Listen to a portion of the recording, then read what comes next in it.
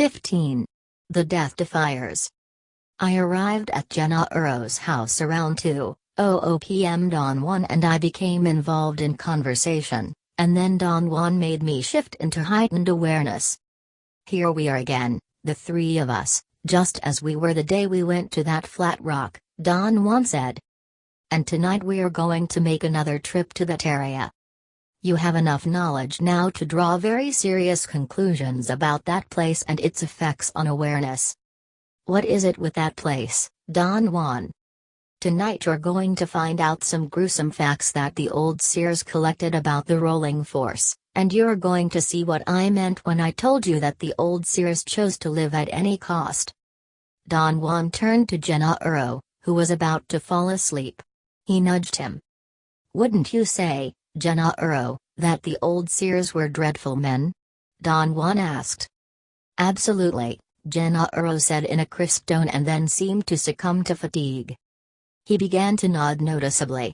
In an instant he was sound asleep, his head resting on his chest with his chin tucked in. He snored. I wanted to laugh out loud. But then I noticed that Gennaro was staring at me, as if he were sleeping with his eyes open. They were such dreadful men that they even defied death, Gennaro added between snores. Aren't you curious to know how those gruesome men defied death? Don Juan asked me.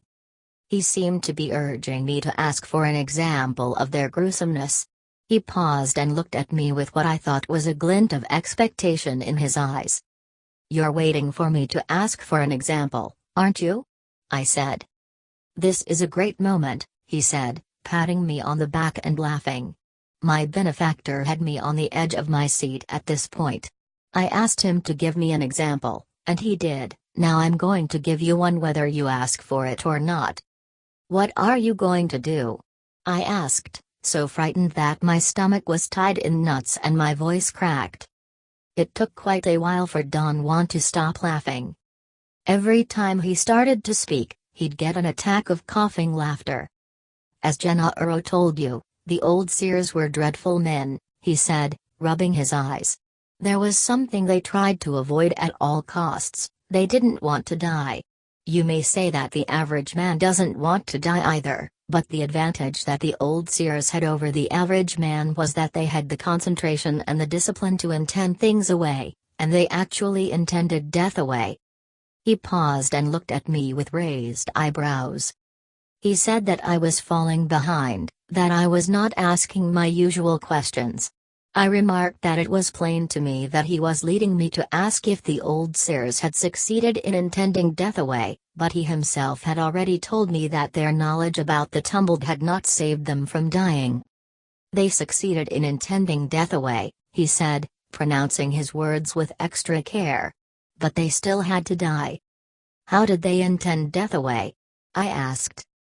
They observed their allies, he said, and seeing that they were living beings with a much greater resilience to the rolling force, the seers patterned themselves on their allies. The old seers realized, Don Juan explained, that only organic beings have a gap that resembles a bowl. Its size and shape and its brittleness make it the ideal configuration to hasten the cracking and collapsing of the luminous shell under the onslaughts of the tumbling force.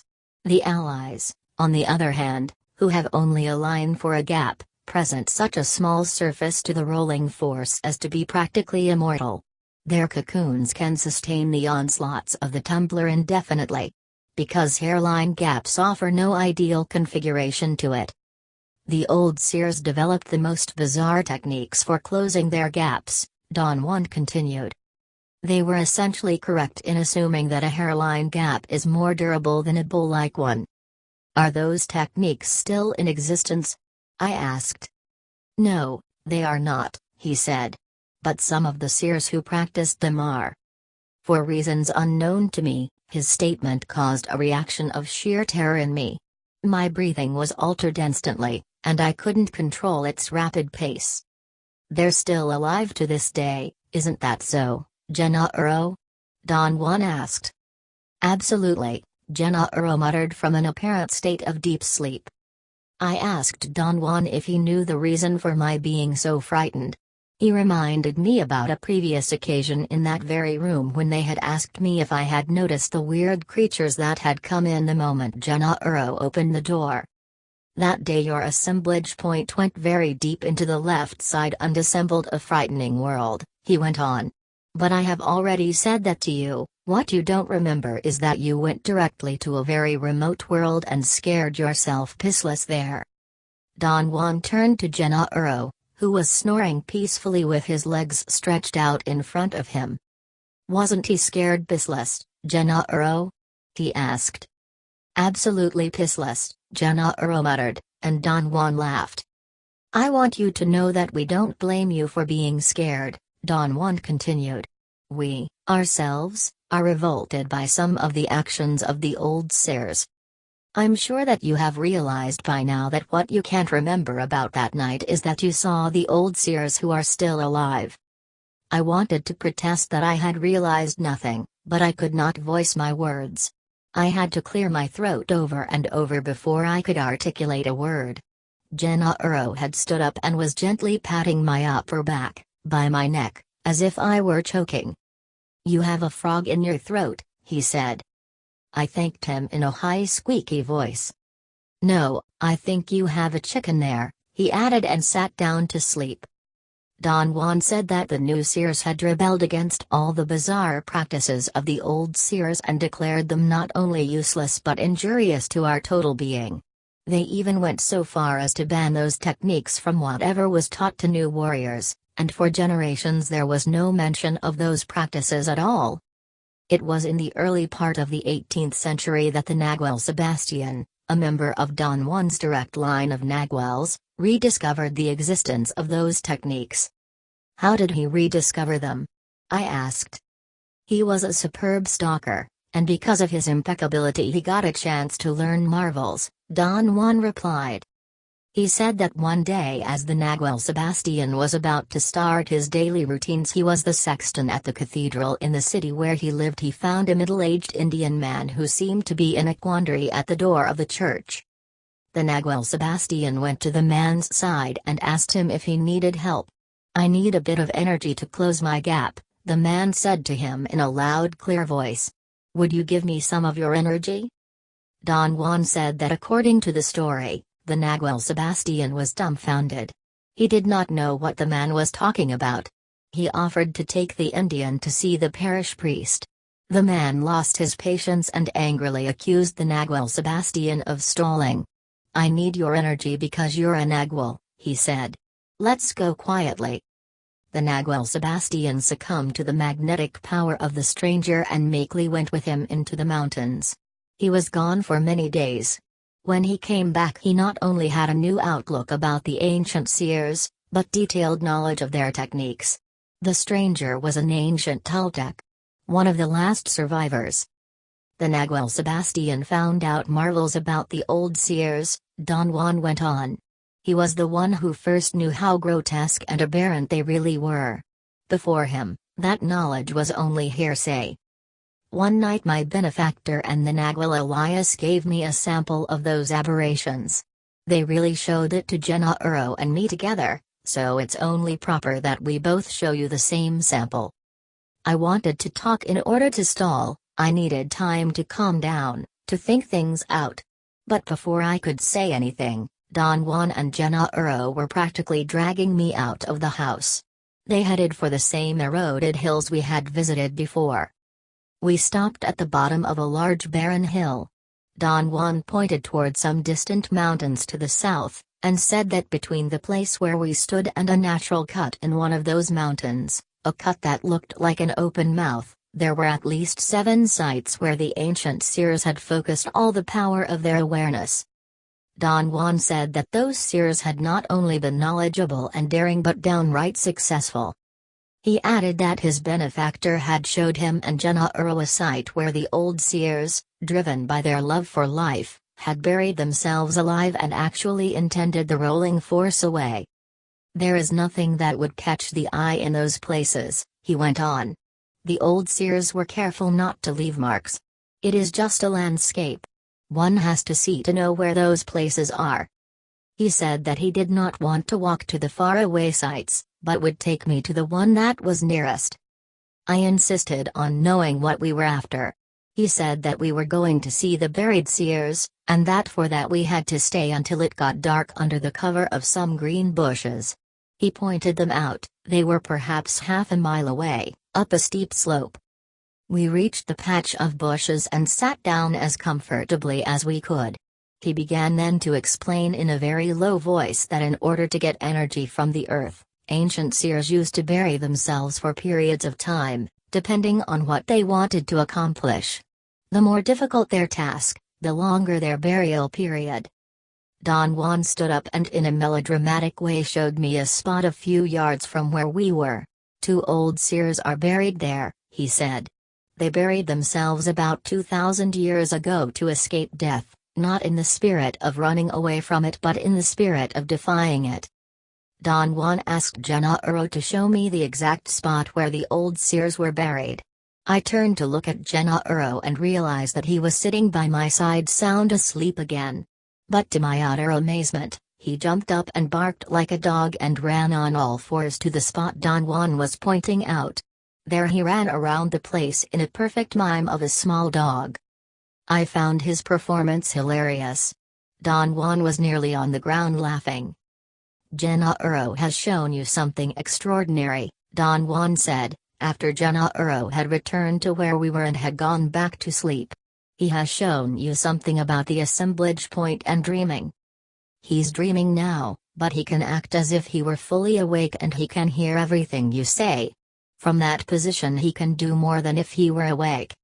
He was silent for a moment as if assessing what to say next. Gennaro snored rhythmically. Don Juan remarked how easy it was for him to find flaws with what the old seers had done, yet, in all fairness, he never tired of repeating how wonderful their accomplishments were. He said that they understood the earth to perfection. Not only did they discover and use the boost from the earth, but they also discovered that if they remained buried, their assemblage points aligned emanations that were ordinarily inaccessible, and that such an alignment engaged the earth's strange, inexplicable capacity to deflect the ceaseless strikes of the rolling force. Consequently, they developed the most astounding and complex techniques for burying themselves for extremely long periods of time without any detriment to themselves. In their fight against death, they learned how to elongate those periods to cover millennia. It was a cloudy day, and night fell quickly. In no time at all, everything was in darkness. Don Juan stood up and guided me and the sleepwalker Gennaro to an enormous flat oval rock that had caught my eye the moment we got to that place. It was similar to the flat rock we had visited before, but bigger. It occurred to me that the rock, enormous as it was, had deliberately been placed there. This is another site, Don Juan said. This huge rock was placed here as a trap, to attract people. Soon you'll know why. I felt a shiver run through my body. I thought I was going to faint. I knew that I was definitely overreacting and wanted to say something about it, but Don Juan kept on talking in a hoarse whisper. He said that Gennaro, since he was dreaming, had enough control over his assemblage point to move it until he could reach the specific emanations that would wake up whatever was around that rock. He recommended that I try to move my assemblage point, and follow Gennaro's. He said that I could do it, first by setting up my unbending intent to move it, and second by letting the context of the situation dictate where it should move. After a moment's thought he whispered in my ear not to worry about procedures, because most of the really unusual things that happen to seers, or to the average man for that matter, happen by themselves, with only the intervention of intent. He was silent for a moment and then added that the danger for me was going to be the buried seer's inevitable attempt to scare me to death. He exhorted me to keep myself calm and not to succumb to fear, but follow Gennaro's movements. I fought desperately not to be sick. Don Juan patted me on the back and said that I was an old pro at playing an innocent bystander. He assured me that I was not consciously refusing to let my assemblage point move, but that every human being does it automatically. "Something is going to scare the living daylights out of you," he whispered. "Don't give up, because if you do, You'll die and the old vultures around here are going to feast on your energy. Let's get out of here, I pleaded. I really don't give a damn about getting an example of the old seer's grotesqueness.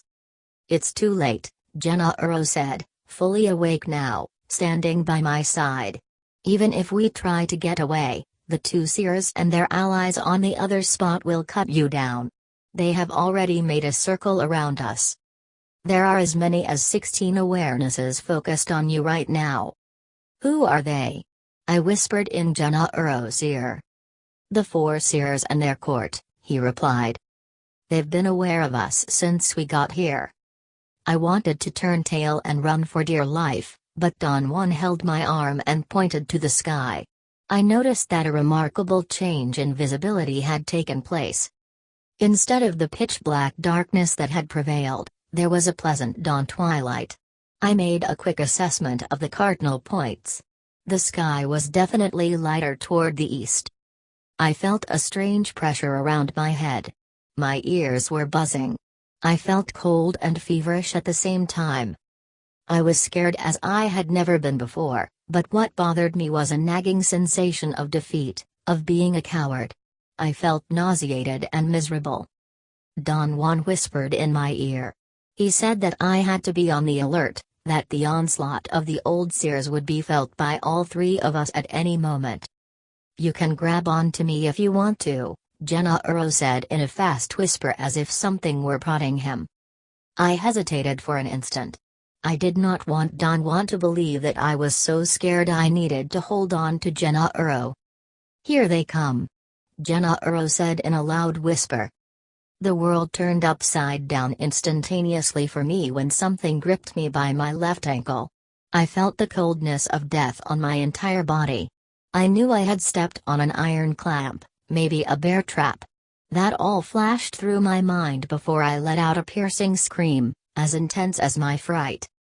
Don Juan and Gennaro laughed out loud.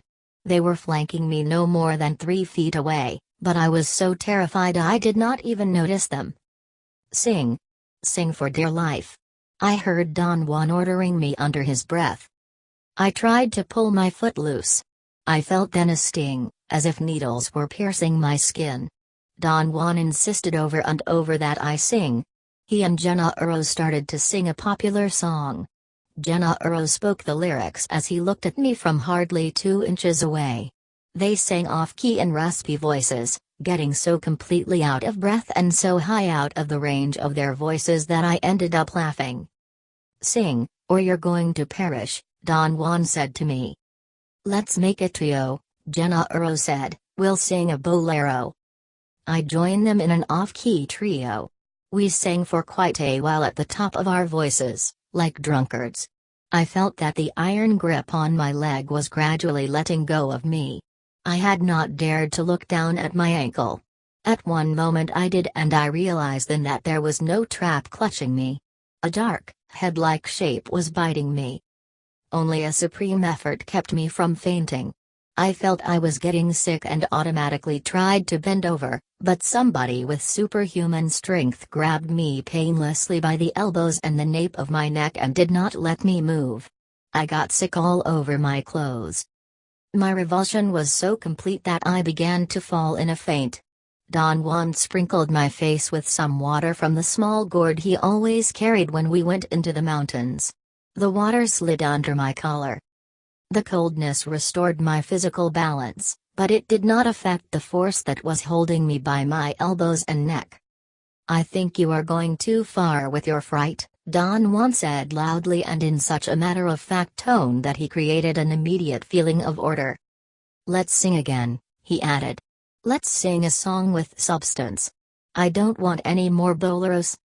I silently thanked him for his sobriety and for his grand style. I was so moved as I heard them singing La Valentina that I began to weep. Because of my passion, they say that ill fortune is on my way. It doesn't matter that it might be the devil himself. I do know how to die. Valentina, Valentina. I throw myself in your way. If I am going to die tomorrow, why not, once and for all, today? All of my being staggered under the impact of that inconceivable juxtaposition of values. Never had a song meant so much to me. As I heard them sing those lyrics, which I ordinarily considered reeking with cheap sentimentalism, I thought I understood the ethos of the warrior. Don Juan had drilled into me that warriors live with death at their side, and from the knowledge that death is with them they draw the courage to face anything. Don Juan had said that the worst that could happen to us is that we have to die, and since that is already our unalterable fate, we are free. Those who have lost everything no longer have anything to fear. I walked to Don Juan and Gennaro and embraced them to express my boundless gratitude and admiration for them. Then I realized that nothing was holding me any longer. Without a word, Don Juan took my arm and guided me to sit on the flat rock. "The show is just about to begin now," Gennaro said in a jovial tone as he tried to find a comfortable position to sit. "You've just paid your admission ticket. It's all over your chest." He looked at me, and both of them began to laugh. "Don't sit too close to me," Gennaro said. "I don't appreciate pukers. But don't go too far, either. The old seers are not yet through with their tricks." I moved as close to them as politeness permitted. I was concerned about my slate for an instant, and then all my qualms became nonsense, for I noticed that some people were coming toward us. I could not make out their shapes clearly, but I distinguished a mass of human figures moving in the semi-darkness.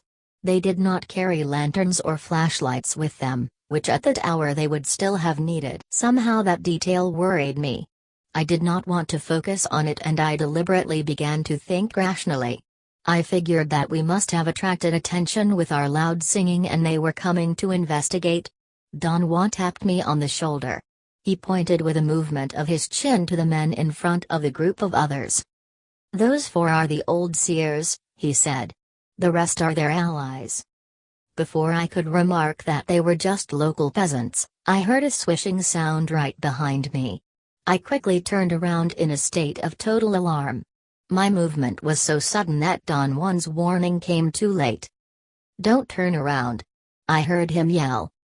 His words were only background, they did not mean anything to me.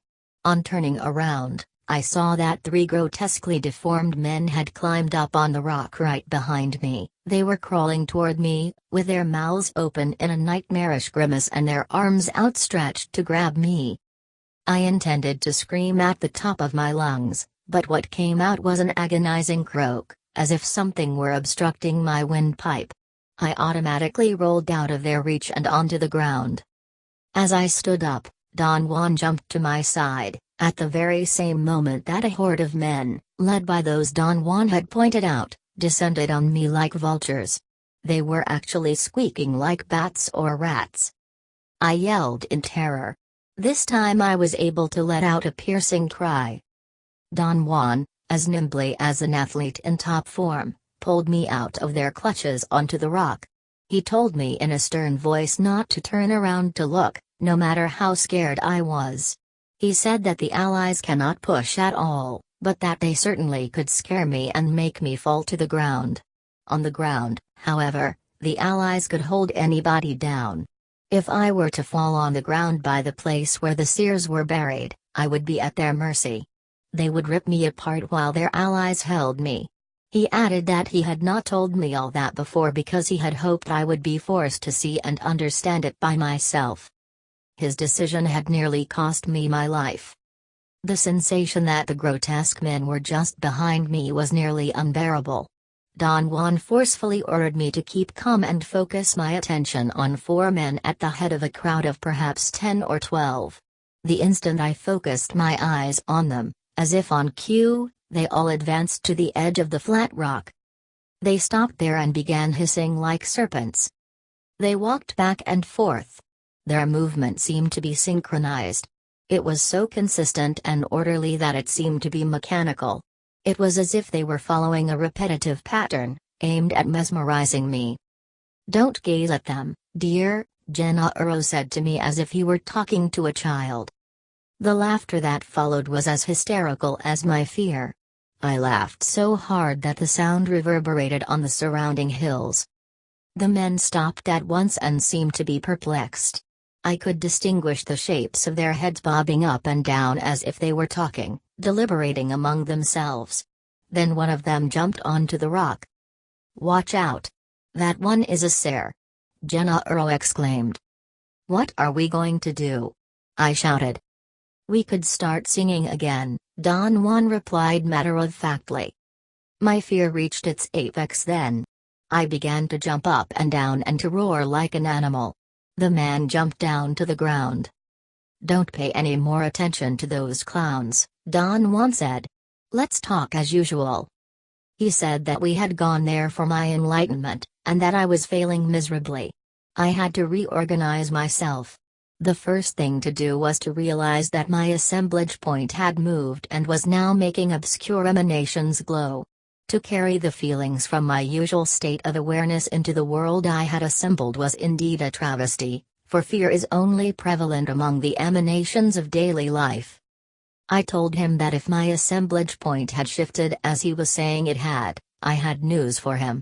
My fear was infinitely greater and more devastating than anything I had ever experienced in my daily life. "You're wrong," he said.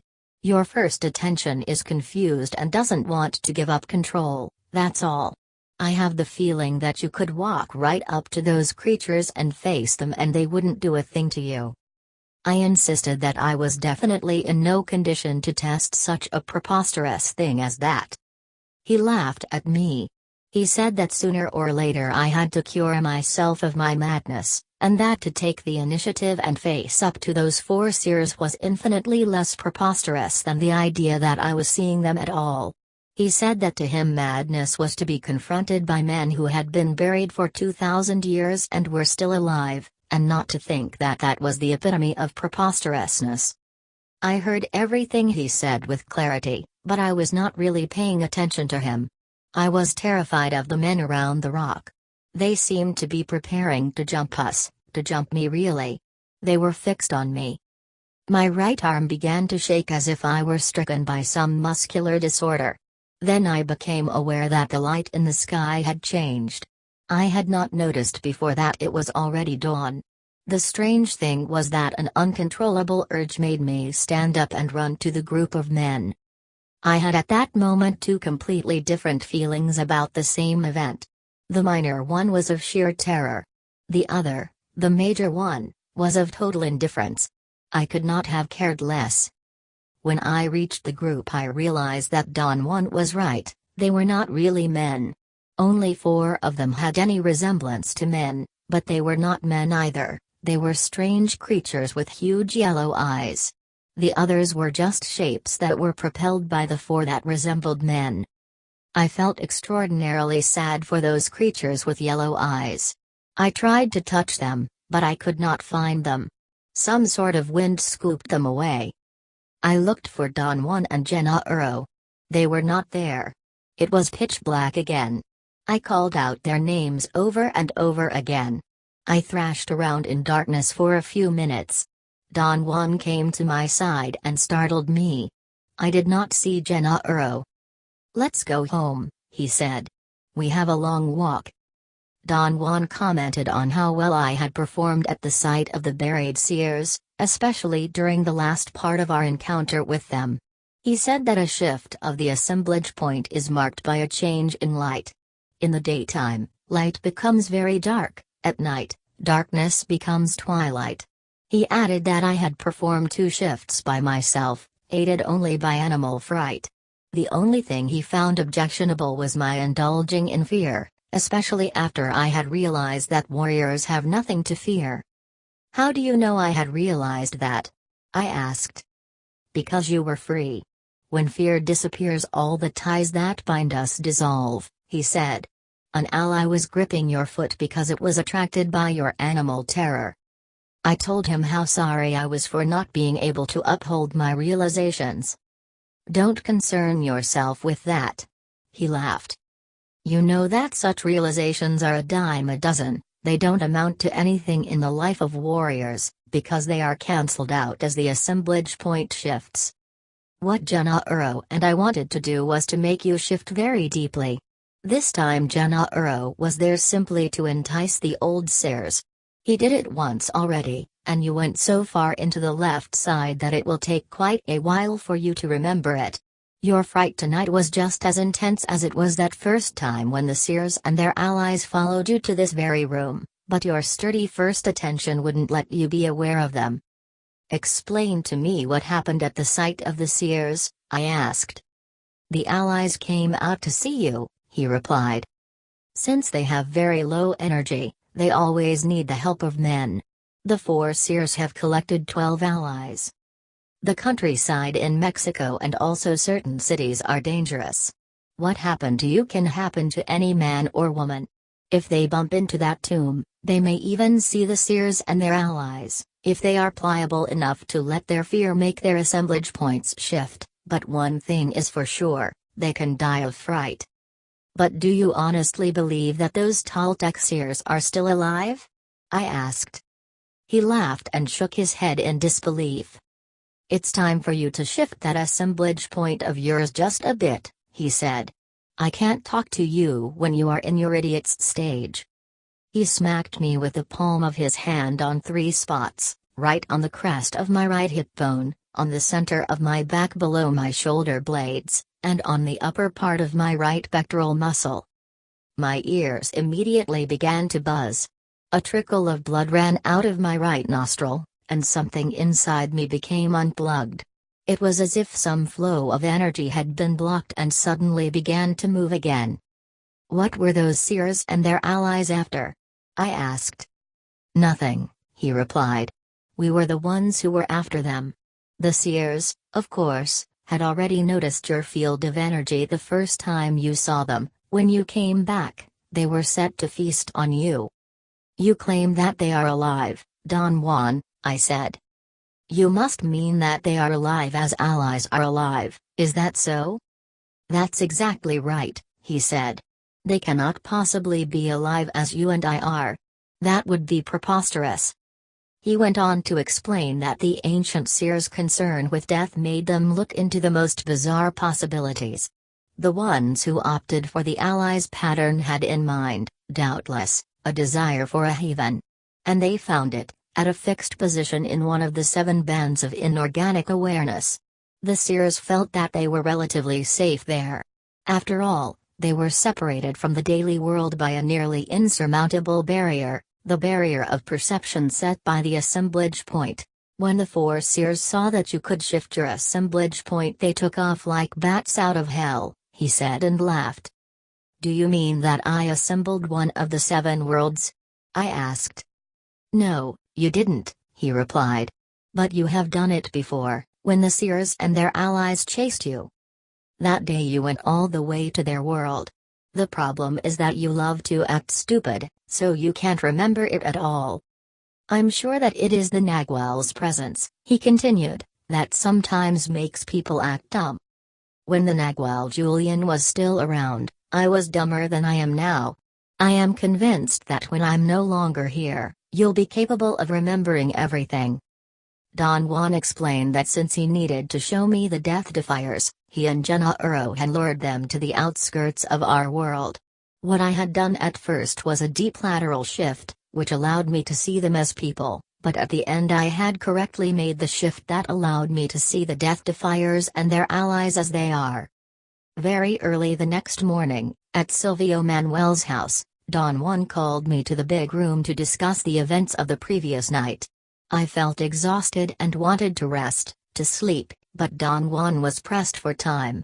He immediately started his explanation. He said that the old seers had found out a way to utilize the rolling force and be propelled by it. Instead of succumbing to the onslaughts of the tumbler, they rode with it and let it move their assemblage points to the confines of human possibilities. Don Juan expressed unbiased admiration for such an accomplishment. He admitted that nothing else could give the assemblage point the boost that the tumbler gives. I asked him about the difference between the Earth's boost and the tumbler's boost. He explained that the Earth's boost is the force of alignment of only the amber emanations. It is a boost that heightens awareness to unthinkable degrees. To the new seers it is a blast of unlimited consciousness, which they call total freedom. He said that the tumbler's boost, on the other hand, is the force of death. Under the impact of the tumbler, the assemblage point moves to new, unpredictable positions. Thus, the old seers were always alone in their journeys, although the enterprise they were involved in was always communal. The company of other seers on their journeys was fortuitous and usually meant struggle for supremacy. I confessed to Don Juan that the concerns of the old seers, whatever they may have been, were worse than morbid horror tales to me. He laughed uproariously. He seemed to be enjoying himself. You have to admit, no matter how disgusted you feel, that those devils were very daring, he went on. I never liked them myself, as you know, but I can't help admiring them. Their love for life is truly beyond me. How can that be love for life, Don Juan? It's something nauseating, I said. What else could push a man to those extremes if it is not love for life? He asked. They loved life so intensely that they were not willing to give it up. That's the way I have seen it. My benefactor saw something else. He believed that they were afraid to die, which is not the same as loving life. I say that they were afraid to die because they loved life and because they had seen marvels, and not because they were greedy little monsters. No. They were aberrant because nobody ever challenged them and they were spoiled like rotten children, but their daring was impeccable and so was their courage. Would you venture into the unknown out of greed? No way. Greed works only in the world of ordinary affairs. To venture into that terrifying loneliness one must have something greater than greed. Love, one needs love for life, for intrigue, for mystery. One needs unquenching curiosity and guts galore. So don't give me this nonsense about your being revolted. It's embarrassing. Don Juan's eyes were shining with contained laughter.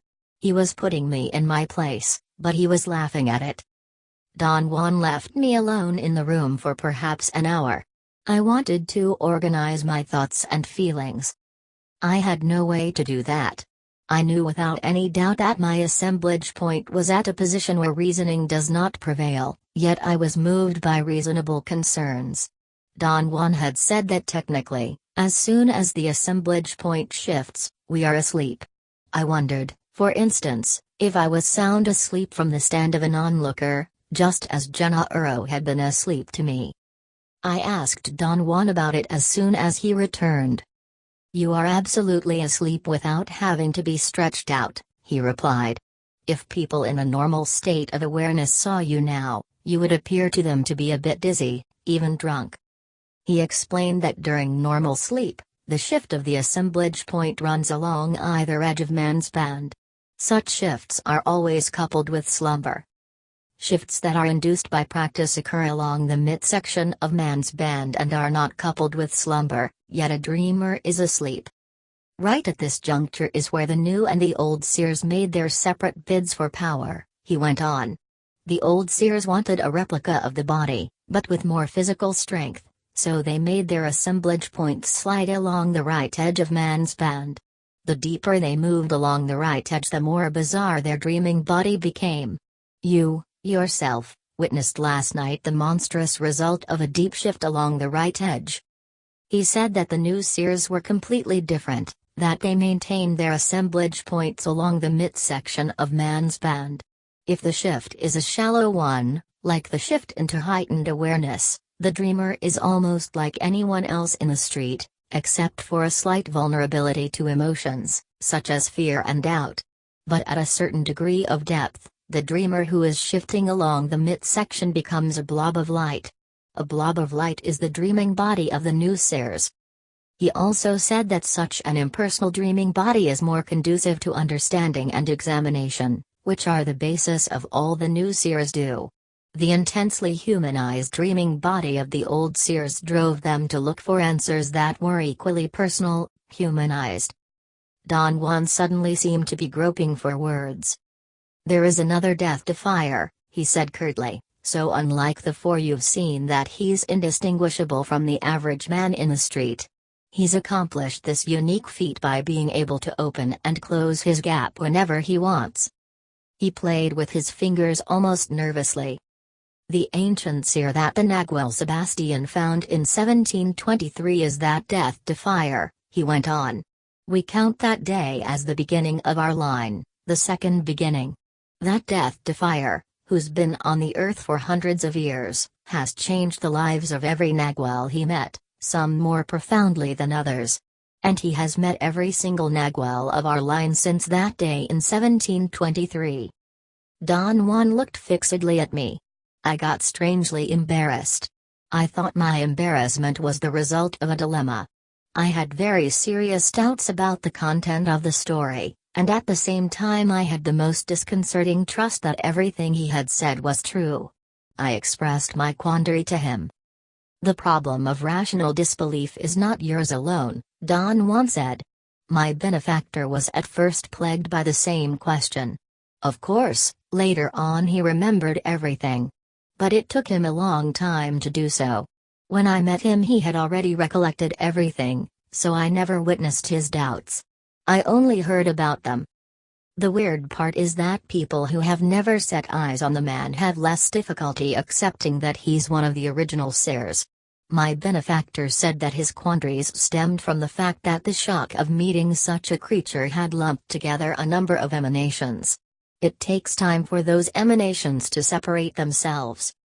Don Juan went on to explain that as my assemblage point kept on shifting, a moment would come when it would hit the proper combination of emanations. At that moment the proof of the existence of that man would become overwhelmingly evident to me.